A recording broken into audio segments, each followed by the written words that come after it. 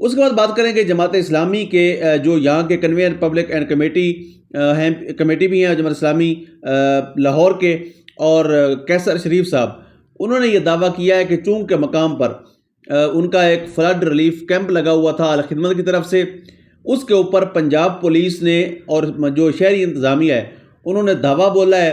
اور اس کیمپ کو اکھاڑنے کی کوشش کی ہے، اور یہ دعویٰ ہے کیسر شریف صاحب کا۔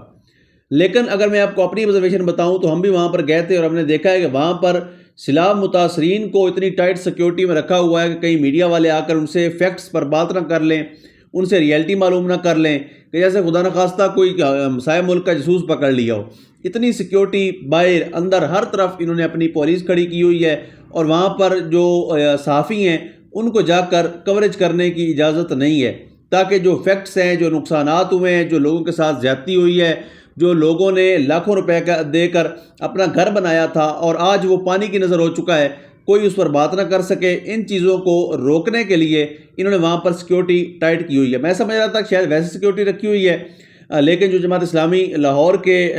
امیر بھی ہیں اور لیڈر ہیں ان کے جماعت اسلامی کے، کیسر شریف صاحب، انہوں نے یہ کلیم کیا ہے کہ ہمارے کیمپ کے اوپر انہوں نے حملہ کیا ہے اور کیمپ کو متاثر کرنے کی کوشش کی ہے۔ ساتھ ہی انہوں نے وزیر اعلیٰ پنجاب سے نوٹس لینے کا مطالبہ کیا ہے کہ فوری طور پر آپ نوٹس لیں اور اس مسئلے کا حل کریں۔ اور واقعتاً ایسے وقت کے اندر جب پوری قوم پریشانی کا شکار ہے، جب پورا پنجاب سیلاب کی زد میں ہے، اور ابھی یہ پانی سندھ میں جانا ہے، اللہ نہ کرے وہاں پر یہ تباہی پھیلائے اور وہاں کیا صورتحال بنے گی، تو یہ ساری صورتحال کا ہمیں ذہن میں رکھنا چاہیے۔ اور ایسے وقت میں بغیر ان چیزوں کے سوچے سمجھے، بغیر بلا تفریق، ہمیں تمام سیاسی جماعتوں کو، مذہبی جماعتوں کو، این جی اوز کو مل کر کام کرنا ہوگا۔